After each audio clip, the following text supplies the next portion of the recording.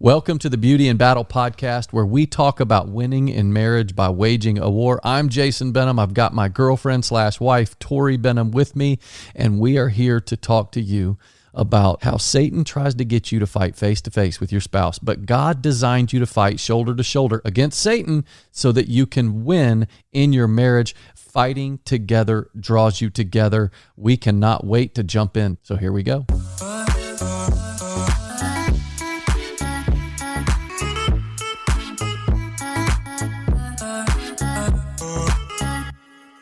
So today we're talking about protecting your marriage with priorities and boundaries. This is a good one. Yes. Good one around the holidays. Tori's like, yeah, it is. It's a good one. I'm here. I'm ready. She's here. She's drinking her hot tea, looking all hot, drinking her hot tea. Jasmine hot tea, ladies. Harney and Sons Jasmine hot tea. That's my favorite right now. Is it really? For the last couple of years. What is that? Green tea? Yeah, it's green tea. Mm-hmm. So, see, I still don't understand. You drink Manila? No, Manila? What? Chamomile. That's it. Sorry. I don't know the names of these teas. Were you thinking of the word and sounding it out? Yeah, I don't know what it was. Chamomile. Yeah. Earl Grey, English breakfast, black tea, green tea. I drink a lot of different Rooibos. Like, what the heck? I don't know which one to get for you, ever. I do not know. Just let me get it. Just let me do my job. Yeah. The only thing I know to get for Tori is bio coffee in the morning. Oh, and yes. and I will do that. And you have it out for me. I appreciate that. Yes. Well, we're talking about protecting your marriage, but we're going to dive into priorities and boundaries.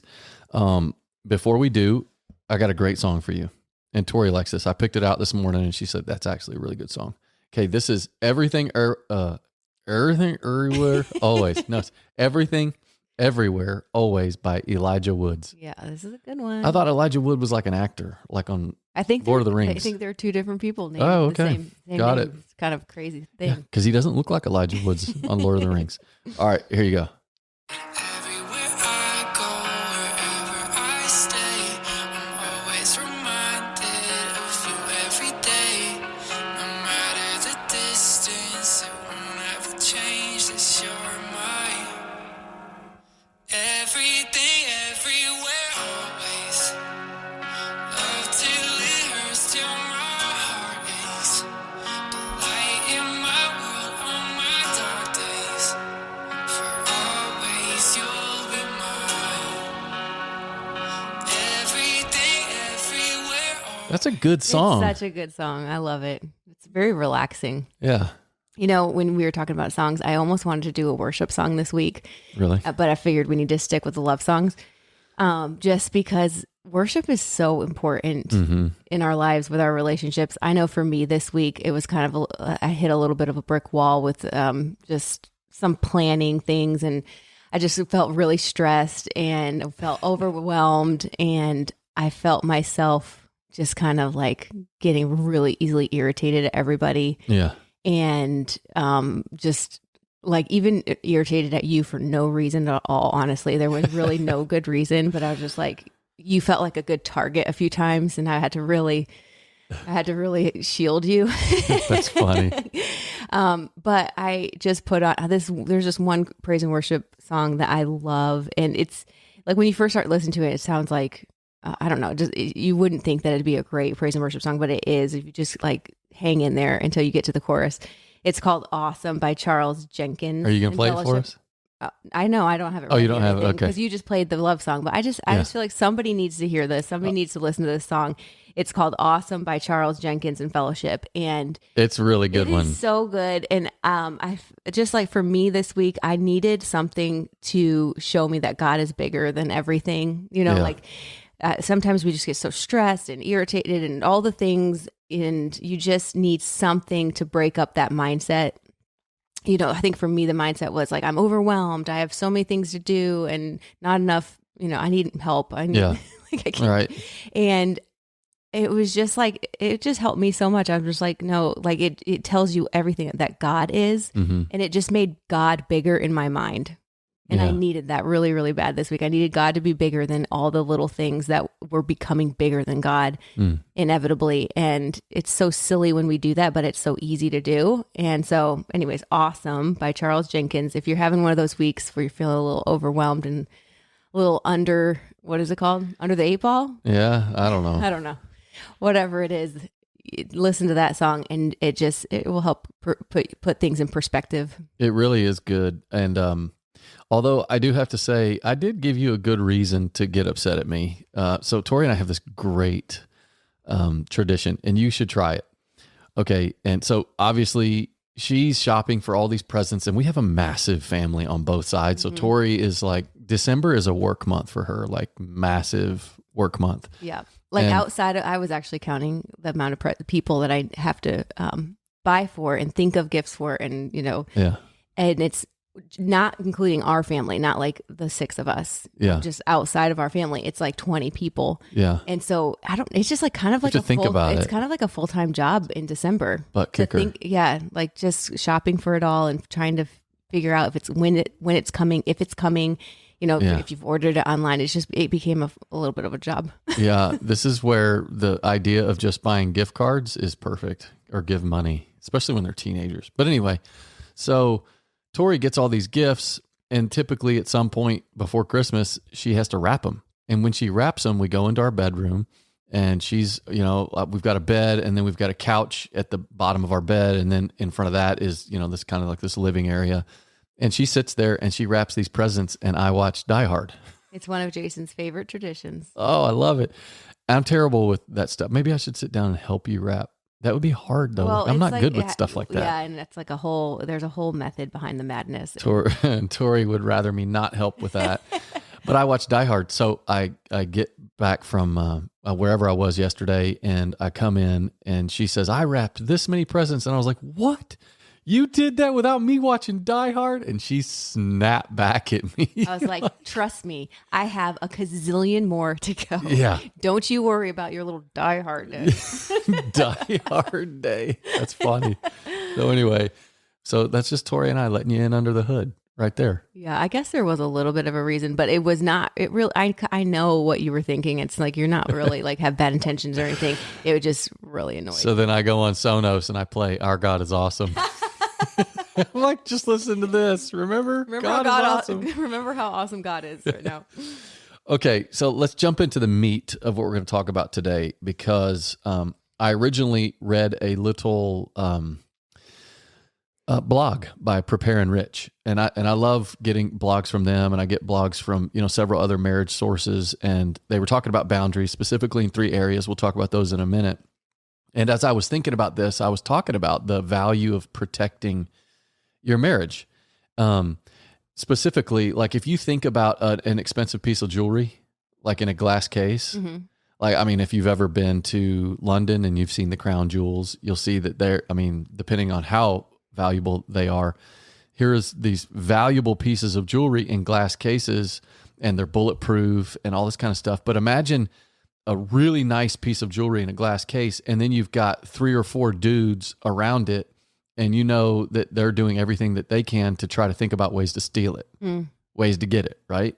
Now, imagine your relationship is that jewel, and the characters are external factors that want to take what's precious to you.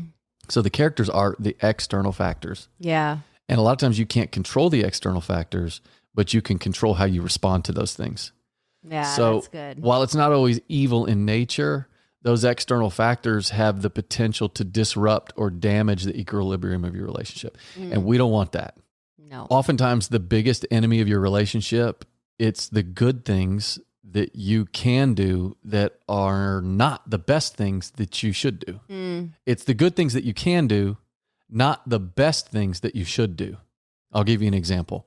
Tori and I were counseling a couple, this was years ago, and they came in, and this guy was a former alcoholic, and he was, 10 or 12 years sober. Great dude, and his wife, fantastic. They're great people, but they were struggling in their relationship. And I remember kind of just as we were diving in, figuring out what the issue was, one of the things was she didn't feel prioritized. And I said, well, can you give me a concrete example? And she said something like, when he comes home from work, he's really tired. He'll eat with us. And then right after that, he's on calls with other guys in Alcoholics Anonymous. And he's helping them, get sober and stay sober or whatever. And she said it happens a lot and we just don't feel prioritized. And then I remember him saying, hey, I was an alcoholic. I got set free from this. Who am I to not help another man out of this? I mean, it was the greatest gift of my life to get sober like that. And I remember saying to him, I said, okay, picture this scenario. Your wife calls you. She's broken down on the side of the road, flat tire. Nobody's there to help her. She's scared. And you're like, stay put. I'm going to be there. I'm going to change that tire for you. Right. And as you're driving there, you see her in the distance about a half mile away, but then you look over to the right and then there's a dude who's also in the, on the side of the road and he's got a flat tire and you choose to stop and help him. And it keeps you, then halfway through it starts to rain, and now here your wife is with your kids in that car up there waiting for you, but you're helping this other dude who can easily find other people to help him. I said, what do you think your wife should feel at that moment? He's like, oh man, she should feel pretty bad about that. And I said, well, that's what you do with your time. That's what you're doing when you're coming home and you're helping other guys when you need to be there for your wife. You need to be there for your kids. And he got it, to his credit. And he made some adjustments. So the question is, how do we protect our marriage? Well, the two things that we're going to talk about today are priorities and boundaries. So you need to discover your priorities, then wrap boundaries around them. So good. So what are your priorities? Well, let me just tell you mine, which yours are probably the exact same, which they should be, but it starts out with your spouse. So for me, it's Tori, then it moves into Trey, Allie, Jake, and Lundy, right? And then down the line, my immediate family, and then my business relationships. Those are priorities. And what my responsibility to do is to now wrap boundaries around those. And this is where the Prepare Enrich article came in. And they talked about 3 primary boundaries that are very healthy for couples: time, privacy, energy. So these 3 areas, when it comes to your time, when it comes to your privacy as a couple, and when it comes to your energy, where you're spending your energy, you got to wrap boundaries around those. So my thought was, Tor, that you and I would talk about these 3 things. How about that? I like it. Okay, so let's talk about time. Obviously, we know your time is limited. Time is your most valuable asset. Why? Because you can't ever get it back. Yeah. So you can spend money, but you can get that money back. I mean, you can make more money. Right. You can get money back. You cannot get your time back. And time and affection are linked. The more of one, the more of the other. Yeah. So whoever or whatever has your affection Has your time. will get your time. Yeah, Okay, but then it's true. the reverse is true. Whoever or whatever gets your time has your affection. Yeah. So if you find yourself spending more time at work, and at the beginning you don't really want to be there, you want to be home, and you're spending more and more time at work rather than home, what's going to happen is in time, your affection is going to start to migrate away from home to work. Yeah. And now as your affection stays at work, because that's where you feel like you're fulfilled and, you go home and you feel like you get your butt kicked because your kids aren't respectful and all that kind of stuff. Then your affection starts to grow and then you want to spend more time there. You have to jump out of that cycle. You have to reprioritize and then make sure that you're spending time with your top priority. Now, I heard this exercise. You're going to love this. Okay. So Jim Collins, who wrote this fantastic business book, Good to Great, he did this exercise and he uses this with leaders all over. Okay. So do this exercise real quick while you're here on the podcast. Okay. Imagine you wake up tomorrow morning with $20 million in your bank account. Not bad, right? Not a bad morning. Okay. At the same time, you also learn that you've contracted a terminal illness and you've only got 10 years to live. Oh, it's a bad morning. So if this occurred to you, what would you stop doing? Like you need to visualize the scenario in detail. Then create a stop doing list. Like write out a list of information that you collected thinking about your last suggestion. Like what would I do if I only had 10 years to live and I had $20 million? Oh, now what would I stop doing? Yeah. You need to name those things. They need to be concrete. David and I talk about automate, eliminate, delegate with expert ownership.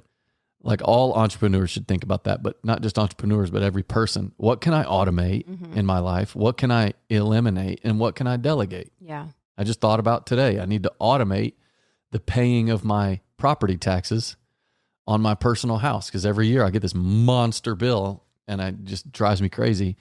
and I should just automate it to where every month it's just pulling some out. And that county just came up with a website that can do that. And then I don't really have to think about it. It doesn't have to get my heart anymore. But think about what you can automate, eliminate, or delegate. This is really important. And Colin says that the real task is always to be clear about what you need to stop doing. So I made a stop doing list at the beginning of 23. I didn't write it down, but it was more, just kind of some subconscious list that I had made in my mind. And let me tell you a couple of them. I stopped doing social media checkups. I didn't realize at the end of 22, as I started thinking about what do I want to fix for 23. Yeah. And one of the things I did, and Tori, you've seen this, you've seen me do this. I didn't realize that every so often during the day, if I didn't have anything going on, or if I was in a spot where, you're got that 10-minute little break, if you're sitting in a line at the grocery store or whatever, I would pull out my phone and I would do a social media checkup and I would look. And even though I was only spending, 15, 20 minutes a day social media, I did start to feel like I started paying attention to how I felt afterwards, and I never felt good. So in 23, I stopped my social media checkups, and now I'll go a whole week and not ever look at it. Yeah. So if you guys have ever reached out to me and Tori on social media, or me or Tori or Benham Brothers, just know I probably ain't going to reach out back to you because I'm not reading. I don't read comments. I don't read anything. So, but what I realize is, man, I feel way better. I feel more at peace. I feel like I got more energy. So I stopped social media checkups. I also stopped getting notifications on my phone. Okay. Now, not all notifications, because I think you can do something with like favorites or something like that. But I used to see my text come through when I was on lock screen. I turned that off. My messages for my emails, I turned that off. And I'm like, I will summon my phone. My phone will not summon me. Yeah, that's good. And that's helped me, right? So I turned the notifications off. Useless check-in meetings. I used to say yes to those. Hey, can we meet? Let's just check in. I'm like, no, we're not going to do that. Yeah. But I'll meet around some specific topic if we have to, but not some useless check-in meeting. Feeling the urge to say yes to every new request, I shut that off. I said no to a lot of stuff. But anyway, you get the point. Create a stop doing list. Yeah. And this kind of came at the heels of, kind of a rough little anxiety thing that you had gone through. And it was like there had to be changes made. Yeah. For you to thrive and to feel good and to get healthy again. Yeah. And you don't want to get to that point, right? You want to be able to jump ahead of those things. Yeah. That's very true. So time. So you want to protect your relationship, protect your time. Okay. It's valuable. Number 2, protect your privacy. Now, what do I mean by that? Well, security is our number one core human need. Like if you don't feel safe, you can't be comfortable. Yep, right? If you can't be comfortable, you can't be yourself. If you can't be yourself, you're not being true to who you are, and you'll never feel approved. It's just a whole laundry list of junk that happens. So you've got to feel safe. You got to feel safe to be yourself with your spouse, but also you got to be safe. You got to feel safe to know that your spouse won't expose you to anyone. Yeah. And this is just a very quick and simple one for us, but when you need to have an agreed upon boundary for what's okay to share with others about your spouse and your relationship and what is not. Yeah. I mean, you guys should talk about that. Right. And your spouse should be okay with the people that you do talk to. So I was talking with Tori today. She was kind enough. She made me this amazing breakfast. I was jotting down a few notes for this, and we were talking about some rules of thumb when it comes to protecting your privacy as a couple. Now, let me just pause for a second. I do have to send a shout out. I did this last week. A shout out, and I kind of made fun of Tanner Hoyt. I'm gonna make fun of him again. He's got this crazy, frustration at public displays of affection. Like if you're PDA in it, Tanner Hoyt's gonna get upset at you. Well, I'm not talking about that. I'm, obviously your displays of affection, if they're only public, then you got a problem. Right. So let's just keep them private. But Tanner, that's a shout out to you. So I'm not talking about PDA at this point, but I am talking about overly exposing your spouse if there is something that you need to talk to or talk about with someone else. So here are some rules of thumb. Number 1, don't vent about your spouse to your family members. Don't vent. Just don't do it. Yeah. Right. If you need to talk to someone, choose someone who can be objective. Yes. Sometimes that will be a family member. But I can say, let's try to not let that be a family member, because you got to remember your family is like so subjective. Right.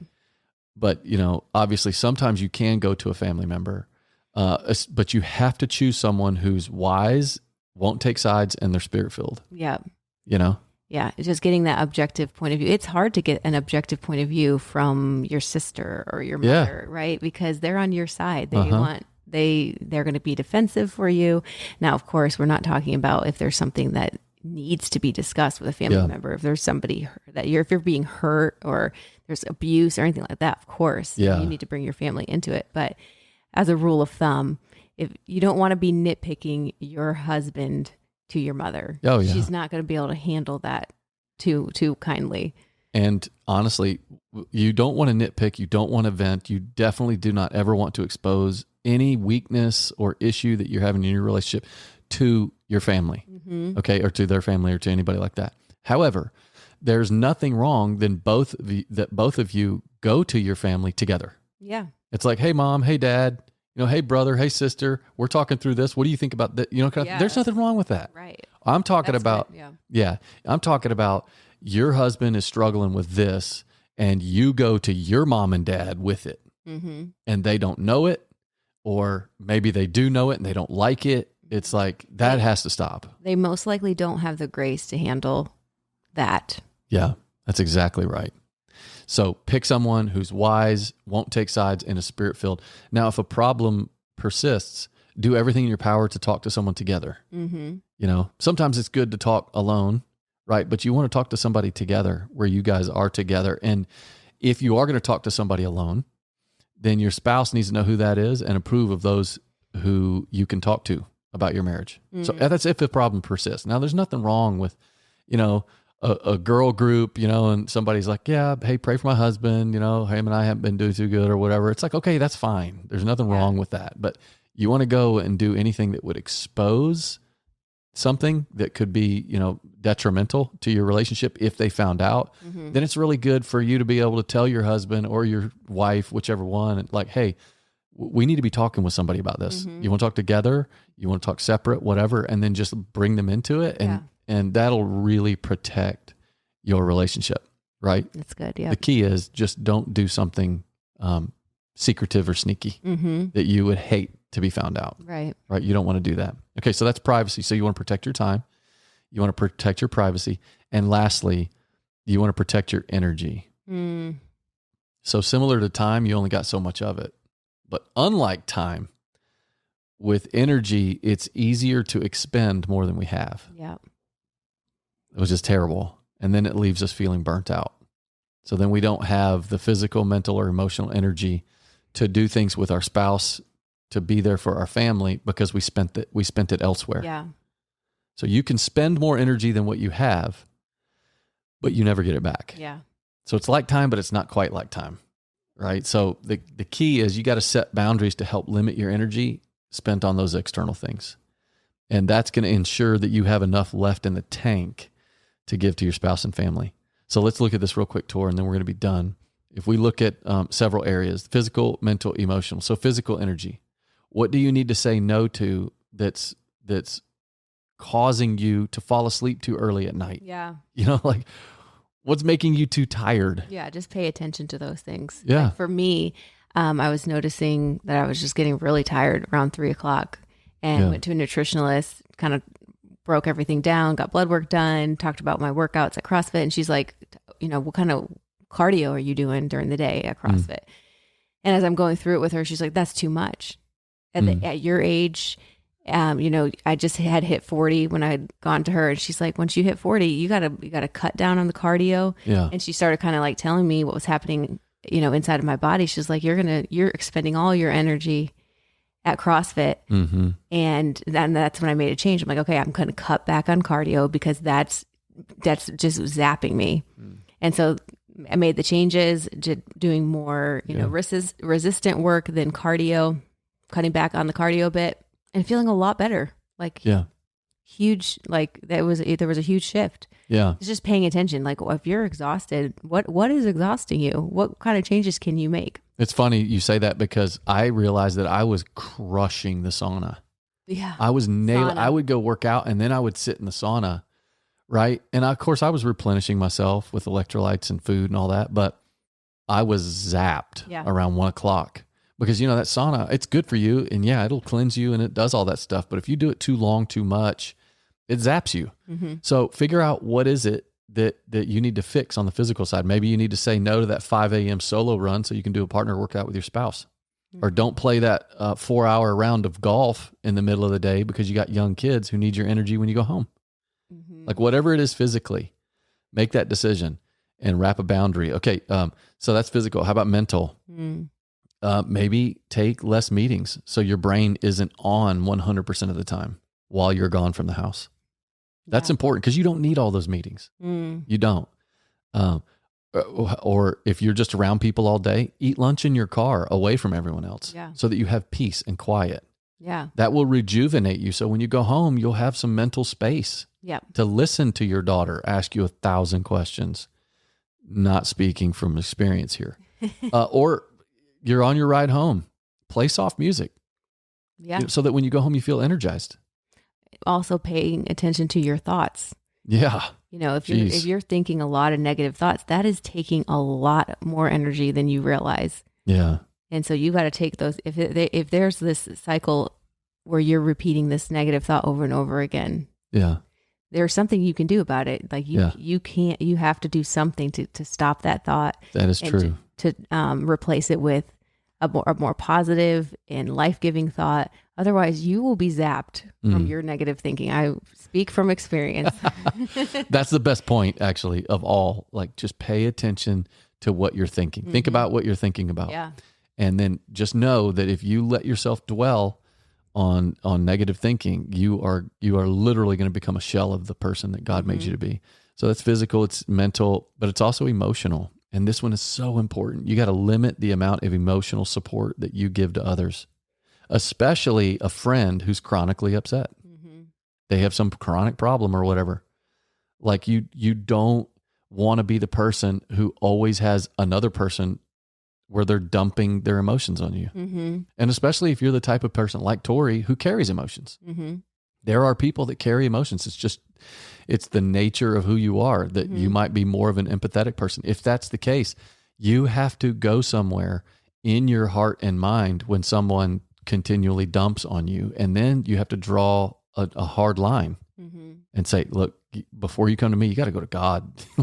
I am not God to you. Because those emotions, if you let somebody just dump on you all the time, then it's going to really hinder your relationship with your spouse. You got to be very careful of that. Yeah, it's good. Really good. So there we go. So if you want to protect your relationship, you're going to do it by creating, you're going to list out your priorities. You're going to create boundaries, specifically around your time, around your privacy, and around your energy. And when you do that, I think good things are going to happen for your relationship. What do you think, Tor? I think so. That was really good. Thank you for that. Okay, going to share a recipe with you guys. I have been making turkey chili for the last couple months. It's really good too. That was another thing that kind of had shown up on my blood test results. I was low chili? in some chili. Chili. They're like, wow. Deficiency of chili. You do. I was deficient in some vitamins and minerals, and as I was researching, turkey checked a lot of the boxes. It was kind of funny. So it is weird. I told Jason, I'm I gotta start eating more tuna and some more turkey. So anyways, I started making chili with turkey and grass-fed beef. And I've tried it with all turkey. That's not my favorite. My favorite is when I take 2 pounds of turkey to 1 pound of grass-fed beef.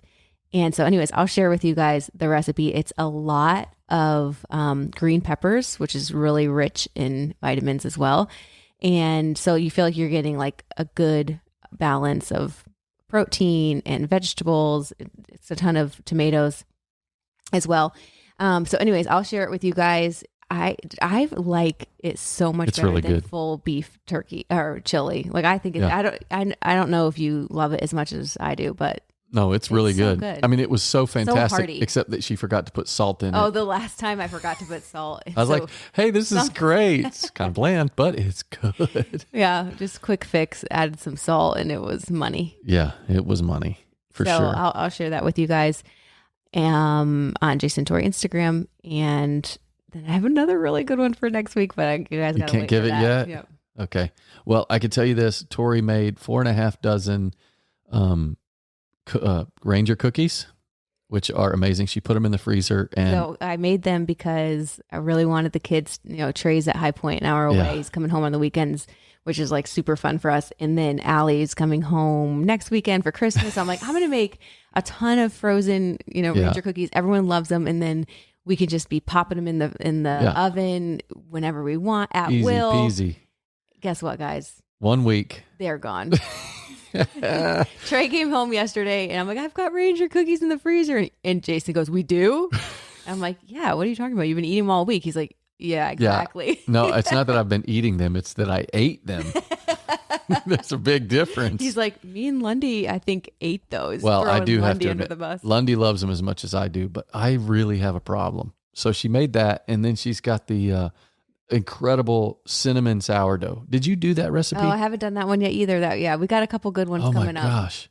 It is so addictive, especially because she gets this, what is that, Irish butter or whatever? Yeah, well, it's this European Danish butter or something. Yeah. It's my favorite. Yeah, we're out of it right now, and it was buy one, get one free, and now I'm like, I have to go back and pay full price. Hey, do you know what you are when you walk into a bathroom, a Russian, and you walk out an American? What are you when you're in the bathroom? Tell me. European. Oh. Huh? You are so funny. Does that work?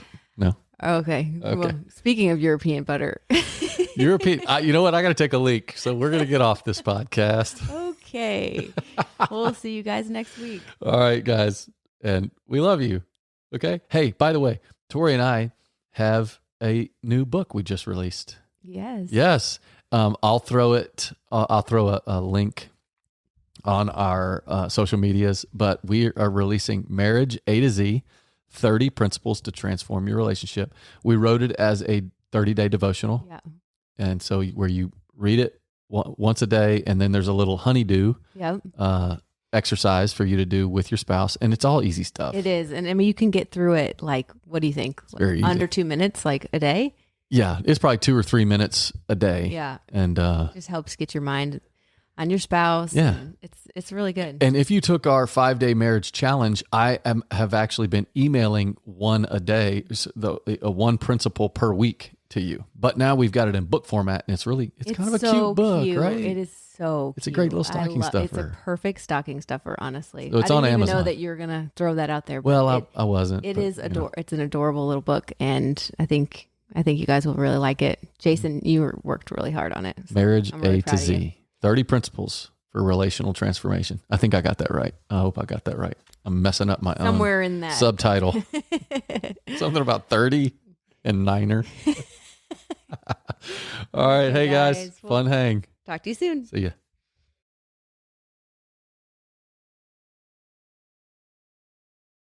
But